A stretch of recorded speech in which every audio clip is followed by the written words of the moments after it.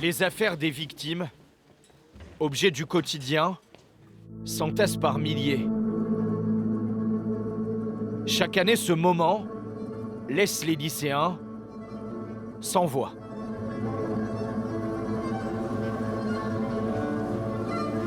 C'est indescriptible puisque, je sais pas comment expliquer, mais je dirais que c'est assez choquant et ça fait mal au cœur, on va dire.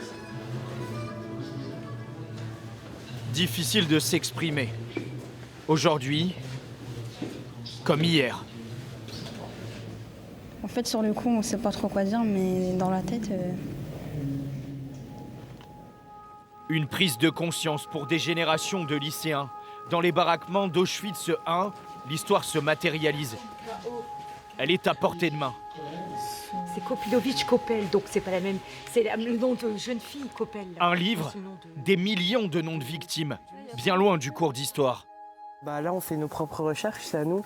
Donc d'un côté, c'est mieux que de regarder dans un manuel simplement et de savoir qu'il s'est passé telle chose. Là, on peut directement découvrir nous-mêmes, apprendre par nous-mêmes. Les barbelés, les campements, les rails, les visages de victimes étaient jusqu'ici des symboles, souvenirs de lecture, de reportages. Voilà comment ces jeunes se représentent à Auschwitz-Birkenau depuis l'enfance. Quelques minutes avant de découvrir le lieu dans le bus, chacun se prépare. Les premières images qui viennent, c'est des gens affaiblis, vraiment le plus bas de l'être humain en fait, qu'on n'a pas envie de voir. Et c'est vraiment terrible en fait les images qui viennent en tête. Forcément j'appréhendais un peu parce qu'on ne sait pas forcément comment on va réagir arrivé là-bas, parce que c'est un lieu un peu pesant, qui a une lourde histoire. Pour Emma, cette réalité prend tout son sens. Lorsque la visite s'arrête, en silence, dans cette chambre à gaz.